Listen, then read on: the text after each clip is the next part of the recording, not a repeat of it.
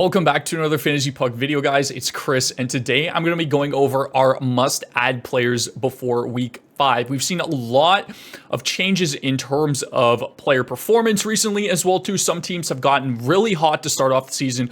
Other teams are starting to bounce back from the really slow start that we've had. So we're going to give you guys a bunch of players that you should be adding on your teams if possible before Week 5. Again, guys, we want to preach patience as much as possible, especially when it comes to players that you've invested higher draft picks in. We're still just reaching the 10 game played mark, so there's a lot of season left. So we preach patience in that sense as well too. So that being said, guys, let's get right into the video.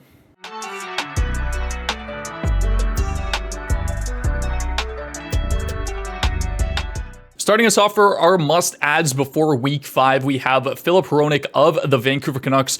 Vancouver has gotten off to an electric start, like much better than I thought that they would have started off, as well as the fact that they just seem to be scoring at will right now. Filip Hronek, 10 points in his last 10 games played. He's currently 62% owned, which is justified based off of that hot start, but he has good peripherals on top of that. He chips in terms of shots, hits, and blocks. He'll get you a couple of those every single game. So for right now, I think he's a great option to add defense-wise. On top of that, he's playing close to 24 minutes a night, and that's because he's playing alongside Quinn Hughes, who has had an absolutely blazing start as well too, especially in terms of his shot volume. So if you guys ended up drafting Quinn Hughes this season, props to you guys. But he's also getting that power play 2 exposure too, and he has 3 power play points in his last 3 games played. I want this guy in 12+ team leagues, maybe even some 10 team leagues, depending on how my defense core is looking this season and how you decided to go about drafting.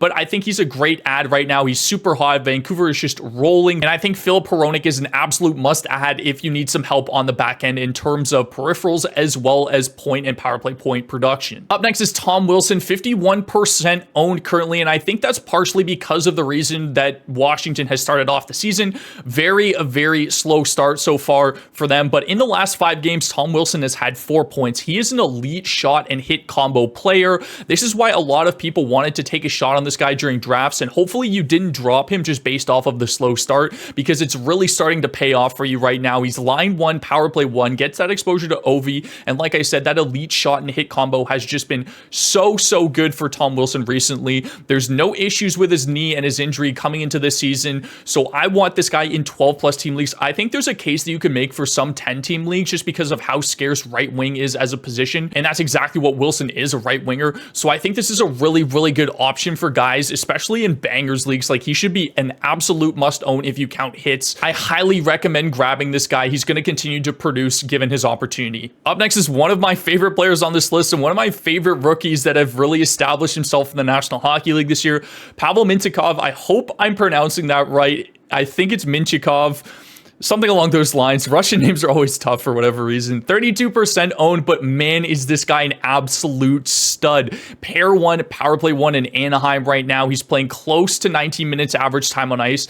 He has great peripherals, guys, especially hits. He reminds me a little bit of Moritz Seider when he came into the league. Guy just absolutely crushes people. He's a great skater. He moves the puck well. He's a power play quarterback now in Anaheim. He's their #1 defenseman right now. He's a must-add in 12+ team leagues, especially leagues that count hits. And given the fact that Drysdale just continuously seems to be getting injured and is on IR right now, it is Mintyukov's team right now in terms of defense. Just a quick note here, guys. I know I have pair 1 down here. They have been moving him up and down the lineup depending on the situations during games. You've seen his time on ice kind of fluctuate in that sense, but he is for sure the power play 1 defenseman in Anaheim, even if he just gets constantly moved around. I think anywhere close to 19-20 minutes average time on ice just shows how valuable Mintyukov is to the Anaheim Ducks, and he is for sure staying with the NHL team. They just burned the 9-game mark for him, so he's there to stay for right now. Up next, we have Dylan Strome, another Washington Capital, and he has 6 points in his last 6 games. He's starting to heat up. He was somebody that we were kind of looking at as a potential add earlier in the season, just as like a deeper option. He is now line 1 with Backstrom out. Backstrom's kind of taken a step back from hockey to evaluate, what he wants to do. He is getting up there in terms of age, so that's not surprising. And Dylan Strome is definitely the beneficiary of that. He's power play 1 as well. Strome has had over 20 minutes average time on ice in 3 of his last 4 games. I think last game he had around 18 minutes. The production is going to come with the opportunity that's presented to Dylan Strome, very similar to Tom Wilson. if he's getting that line one, power play one exposure to Ovechkin, I want everything to do with this guy, especially in deeper leagues. Also, only 31% owned, so if you need to grab a center with some upside, I highly recommend Dylan Strome. On to another Anaheim Duck in Lucas Dostal, 29% owned. He's got 4 wins in a row. Gibson is still out right now. He's been absolutely lights out for the Ducks ever since he's taken over that starting role. A 2.8 goals against average is pretty solid, but a 920 and 6 stars is fantastic for Dostal. He was a highly touted prospect in Anaheim, and he's finally getting some opportunity to show what kind of a goaltender he is. Dostal will continue to get volume even when Gibson comes back. I expect them to start splitting games now just because of how good Dostal has been recently. He's a must-add in 12-plus team leagues right now. Depending on your goaltending situation, he could be a great streaming option if you have somebody injured or that is just not performing up to standard right now. I know, for example, Carter Hart just went down with an injury. Leo Carlsson would have been on a must-add player video weeks before this if it wasn't for the speculation that he was only going to see an inconsistent amount of games throughout the first half of the regular season, but he's now played 4 consecutive games for the Ducks. I believe he is a mainstay on this team now. He's playing with Zegras and Terry, and he's getting exposure to Terry 100% of the time that he's on the ice.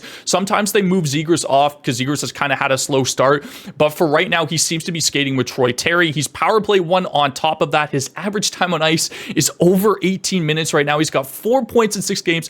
At a 9% owned player, especially in deeper leagues, this is an absolute must-add. I think there's a ton of upside for this guy. He's a very, very good player, an elite playmaker on top of that. The peripherals might not be there consistently just yet, but the opportunity that he's getting, he's going to capitalize in terms of production.